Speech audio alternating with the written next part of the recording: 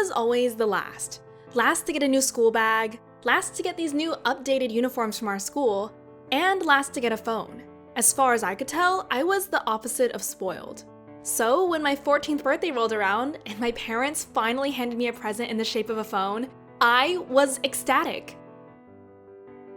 The next day at school, I was more than ready to show off my new gadget. Everyone else had their fancy smartphones before I got mine, and for the longest time, I was jealous. Well, not anymore. I was ready to send all the messages, take all the selfies, and download all the apps I wanted. I may have been last, but I had finally caught up to my friends, right? Wrong. They all had boyfriends, but me.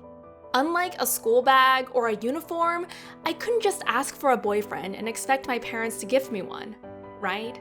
I had to find one by myself, and for myself. The next week, I went back to school determined to find someone. A hidden gem maybe, but looking around, nope. I was interested in exactly none of the boys there. How did everyone else get a date? Then a light bulb went off in my head. I reached for my phone, opened the app store, and typed in dating. I was going to download a dating app. As it was loading, I flashed back to my parents telling me, "Your new phone is just for emergencies." But this was an emergency! Download, install, alright, here we go. And within 10 minutes, I found this extremely handsome guy and started chatting. I guess it wouldn't be as hard as I thought. Sure, his profile description was a bit lame, but you can't judge a book by its cover. We started chatting and then shortly after exchanged phone numbers. After flirting and getting to know each other for 3 months, he finally asked me to be his girlfriend. Yes! And for the first time in a long time, I felt I could stand next to my friends without feeling shortchanged. I was happy and almost in love. But then something snapped in our relationship. He began asking for pictures of me, without clothes. Sometimes he'd threaten to take his own life if I didn't respond quick enough. Other times, he'd keep me from my friends, telling me it was for my own good, arguing that if they really cared about me, they wouldn't have let me feel less than them for so many years. This went on for weeks, and I hadn't even seen this person yet. And then one day, my phone died. My relatives were visiting that day, so it wasn't until they left that we could get it fixed. And as soon as the screen lit up, 97 messages. "Where are you? Why aren't you replying? I'm going to do it. Please respond." Oh no. He either had or was going to hurt himself. I tried calling, but no answer. Texting him, I begged and pleaded in my messages for him to take a step back. I'd do anything. Then he responded. He asked, "Anything?"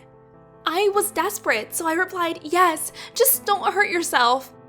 And then he demanded pictures of myself. And I did. I sent him pictures whenever he wanted them, which was all the time. I sweet-talked him when he showed signs of being angry. I withdrew from my other friends, so I never knew that this wasn't what a relationship should be.